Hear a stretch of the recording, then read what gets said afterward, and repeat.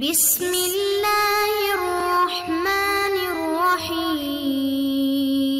السلام علیکم معزز طلباء کرام، آپ سب کیسے ہیں؟ آج ہم مؤطا امام محمد کے سبق نمبر 135 کو پڑھیں گے۔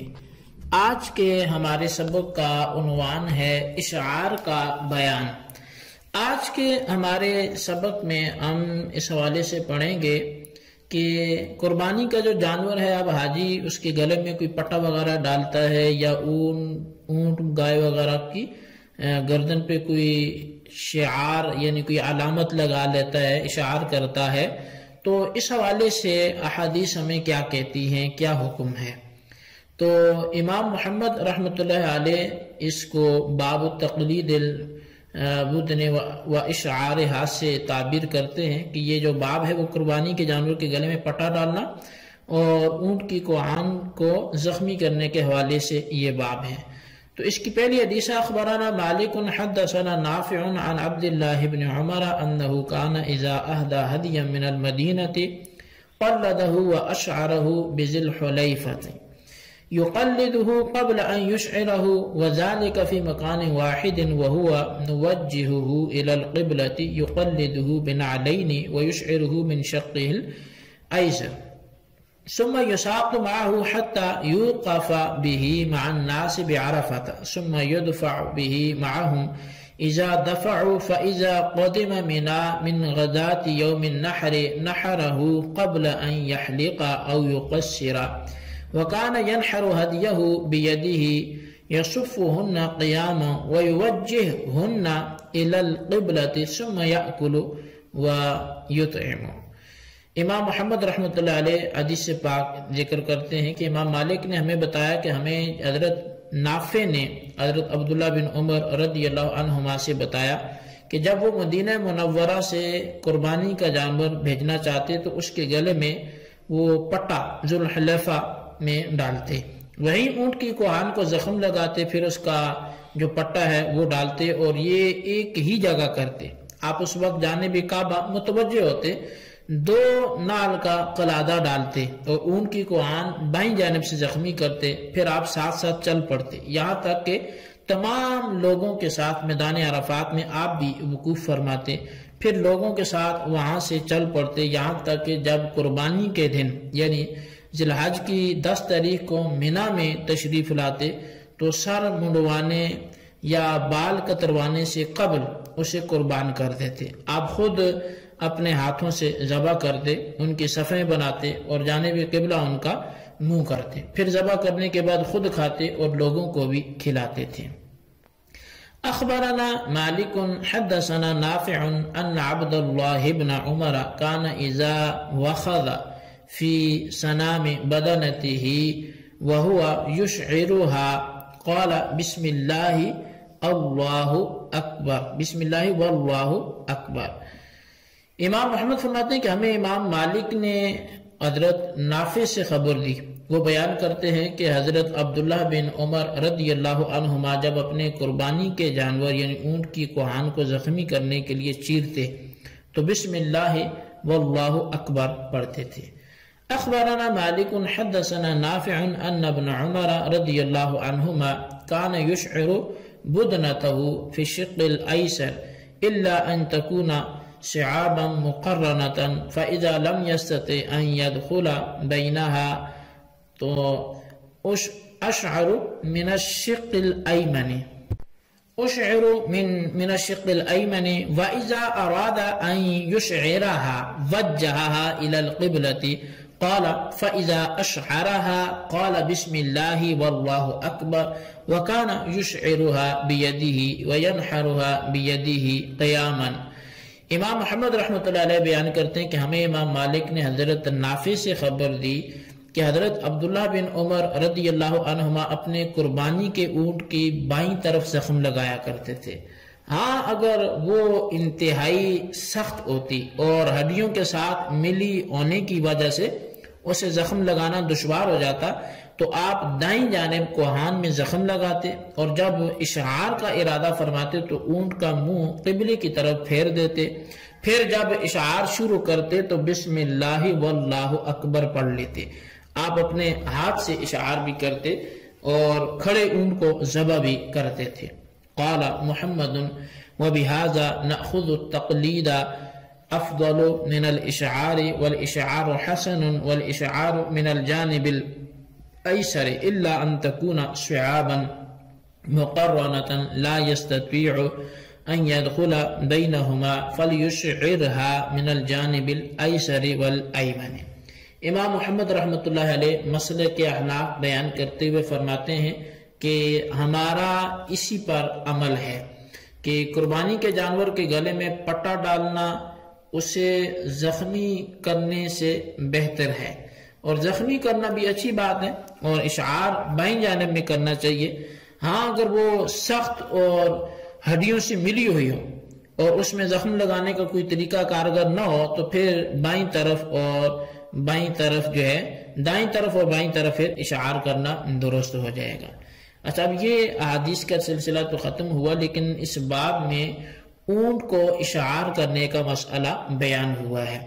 احناف کے نزدیک یہ فعل جائز اور مباح ہے، یعنی اسے سنت تو نہیں سمجھتے۔ اشعار کہنے کے بارے میں احادیث مبارکہ میں اختیار دیا گیا کہ کر لو تو تب بھی ٹھیک ہے اور نہ کرو تو تب بھی، دونوں طرح کا اختیار ہے۔ اس حوالے سے مصنف ابن ابی شیبہ میں حضرت لیث وہ ان کے حوالے سے لکھا ہے کہ وہ حضرت عطا، حضرت طاووس، حضرت مجاہد سے یہ بیان کرتے ہیں کہ ان سب نے فرمایا تمہاری مرضی ہے، اگر چاہو تو تم اشعار کر لو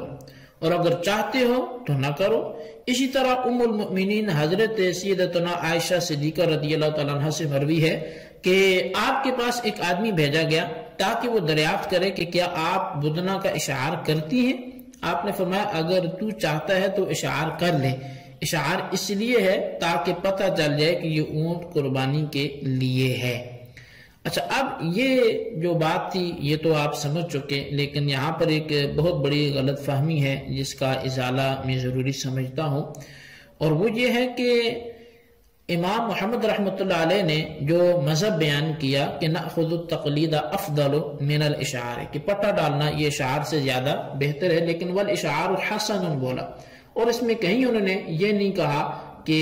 امام اعظم اس کے برخلاف کوئی دوسرا قول کہتے ہیں۔ یہاں پر جو یہ ایک وہم سمجھیں یا غلط فہمی سمجھیں وہ یہ ہے کہ امام محمد رحمۃ اللہ علیہ نے اس مسئلے میں امام اعظم کا اختلاف کرنا تو ذکر نہیں فرمایا، جس سے صاف ظاہر ہے کہ اشعار کی جو اباحت ہے وہ تو امام اعظم کے نزدیک بھی ہے، کیونکہ اگر وہ اسے ناجائز فرماتے تو امام محمد اس کی صراحت کر دیتے جیسے کہ ان کا طریقہ ہے۔ لیکن یہاں پر جو غلط فہمی ہوئی ہے وہ ابن حزم کو ہوئی ہے کہ جس نے امام اعظم پر نہایت رقیق حملہ کیا ہے، اور ان کا مسلک جو اشعار کے حوالے سے ہے وہ یہ سمجھ گیا کہ شاید یہ اس کو جائز نہیں سمجھتے اور اس پر اعتراض کر دیا، اور امام صاحب کے نزدیک وہ اشعار کو مسئلہ انہوں نے سمجھ لیا کہ یہ صورت کو بدلا جا رہا اور یہ شرع درست نہیں ہے، تو اس طرح اس نے بڑے سخت کلمات امام اعظم کے حوالے سے لکھے، اور اس نے جو لکھا اس کے حوالے سے وہ یہ ہے کہ وہ کہتا ہے 2 قیامتوں میں سب سے بڑی قیامت یہ ہے کہ جس کا نبی علیہ السلام نے بنفس نفیس جو ہے وہ کیا ہوا کام ہو اسے مصلح کہا جائے۔ ہر اس عقل پر افسوس ہے جو رسول اللہ کے حکم کا تعاقب کرتی ہے، جن لوگوں کو اللہ تعالیٰ نے ابو حنیفہ کی تقلید میں مبتلا کر دیا، ہم اس سے اللہ کی پناہ میں آتے ہیں۔ اب یہ ابن حزم نے امام اعظم پر بڑا باریک بینی سے حملہ کیا اور یہ بات تو اس نے لکھ دی، لیکن یہ چونکہ حقیقت سے دور تھی، خام خواہ ان پر تہمت اور الزام تھا، تو ابن حزم کی اس خیالی تصویر اور بلا تحقیق بات پر حاشیہ آرائی کا جو اس طرح یہ جرم تھا بلا تحقیق کا، تو اس کا علامہ بدر الدین عینی رحمۃ اللہ علیہ نے بخاری شریف کی شرح عمدۃ القاری میں جواب دیا ہے، اور وہ جواب دی تھی، آپ نے فرمایا کہ میں کہتا ہوں کہ ابن حزم کا قول نری بے وقوفی اور حیا کی کمی کا آئینہ دار ہے، کیونکہ امام طحاوی رحمۃ اللہ علیہ وہ شخص ہیں جو تمام فقہائے کرام کے مذاہب کو عموماً اور بالخصوص امام اعظم امام ابو حنیفہ کے مذہب کو سب سے زیادہ جاننے والے ہیں۔ انہوں نے اصل اشعار کو مکروہ نہیں کہا اور نہ ہی اس کی سنیت کا قول کہا ہے، ہاں یہ بات ناپسندیدہ کہی ہے کہ جو لوگ اشعار اس بے دردی سے کرتے ہیں کہ جس سے جانور کے ہلاک ہونے کا خطرہ ہو جائے اور زخم بہت گہرا لگائیں، خاص کر نیزہ یا چھری وغیرہ سے غیر محتاط طریقے سے زخم لگانا، تو آپ یعنی امام اعظم نے عام لوگوں کے اس غیر محتاط فعل کے سد باب کے لیے ایسا قول کیا ہے کیونکہ وہ اس بارے میں زیادتی کے مرتکب ہو جاتے ہیں، لیکن وہ شخص جو زخم لگانے میں حد سے تجاوز نہ کرے، صرف کھال کاٹے اور گوشت تک زخم نہ پہنچائے، تو اس کی کراہت کا تو انہوں نے کوئی قول نہیں کیا۔ اب علامہ بدر الدین عینی رحمۃ اللہ علیہ نے یہ جو اس حوالے سے لکھا تو انہوں نے اسی پر یہ بھی لکھا کہ امام کرمانی رحمۃ اللہ علیہ کے بقول حضرت امام اعظم امام ابو حنیفہ رحمۃ اللہ علیہ اشعار کو مستحسن فرماتے تھے، یہ روایت دوسری روایات کی بنسبت زیادہ صحیح ہے، اور یہ بھی لکھا کہ جو شخص اشعار کے مسئلے میں امام اعظم کا تعاقب کرتا ہے، بلکہ جس نے بھی امام اعظم کے مسلک کو بیان کرنے کا ارادہ کیا،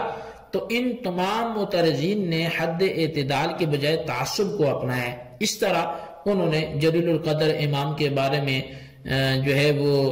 بڑی ناپید اور بڑی ہی نازیبا باتیں جو ہیں وہ کر دیتے ہیں جو انہیں زیب نہیں دیتی۔ تو امام اعظم امام ابو حنیفہ رحمۃ اللہ علیہ کا تو مشہور اصول ہے، وہ فرماتے ہیں کہ میں جب تک کسی مسئلے کو کتاب اللہ، سنت مصطفیٰ اور حضرات صحابہ کرام سے نہیں پا لیتا ہوں، قیاس اور رائے کو اس میں دخل ہی نہیں دیتا۔ اور دوسری جگہ حدیث میں آیا ہے کہ اور زیر نظر مسئلہ میں حضرت عبداللہ بن عباس رضی اللہ عنہ، حضرت عائشہ صدیقہ رضی اللہ عنہ نے حدی والے اشعار کرنے اور نہ کرنے میں اختیار عطا فرمایا ہے۔ تو لہٰذا اس حوالے سے جو امام اعظم کا مذہب ہے تو اس کا خلاصہ کلام یہی ہے کہ قربانی کے جانور کے اشعار کے بارے میں مخالفین نے جو حضرت امام اعظم کے بارے میں فرضی نظریہ پرلے درجے کا جو پیش کیا ہے وہ بالکل بے محل اور حقائق سے دور ہے۔ آپ صرف اناڑی اور حد سے تجاوز کرنے والوں کا رستہ بند کرنا چاہتے تھے۔ اگر اس قسم کی بات کو بڑھا چڑھا کر بیان کرنا اور آپ کے ماننے والوں اور محبین کو بغاوت پر ابھارنا درست قرار دیا جائے تو پھر ان لوگوں سے بھی پوچھا جا سکتا ہے کہ کیا جو اشعار کی آڑ میں جاندار کو تکلیف دیں اور وہ اس فن کے باہر نہ ہو تو کیا آپ انہیں اجازت دے سکتے ہیں؟ کیا وہ ان کی حوصلہ افزائی کریں گے؟ تو امام اعظم نے جو بات کی ہے وہ اپنے محاذ پر صحیح فرمائی ہے کہ جو جانور کو تکلیف دے اور وہ اس طرح دے کہ جس طرح وہ اگر ماہر ہوتا تو نہ دے پاتا، تو اسے پھر چاہیے کہ وہ اپنے فن میں مہارت حاصل کرے تاکہ وہ اس جانور کو تکلیف سے بچایا جائے۔ البتہ کوئی ماہر ہے تو وہ اشعار کرے، اس میں کوئی حرج نہیں ہے۔ تو بہرحال یہ ہمارا آج کا سبق تھا، اس کو آپ اچھی طرح سمجھیں، اس کے خلاصے کو اپنے رجسٹر پر ضرور لکھیں اور بالخصوص ان سوالات کے جوابات بھی دیں۔ سوال نمبر 1 یہ ہے کہ ابن حزم نے امام اعظم کے بارے میں کیا کہا اور اس کے پاس کیا دلیل ہے؟ اور سوال نمبر 2 یہ ہے علامہ بدر الدین عینی رحمۃ اللہ علیہ نے ابن حزم کا جواب کون سی کتاب میں دیا اور کیا جواب دیا؟ تحریر کریں۔ اللہ تبارک و تعالیٰ سے دعا ہے جو کچھ ہم نے پڑھا سنو سے یاد رکھنے کی توفیق نصیب فرمائے، آمین بجاہ النبی الامین صلی اللہ علیہ وسلم۔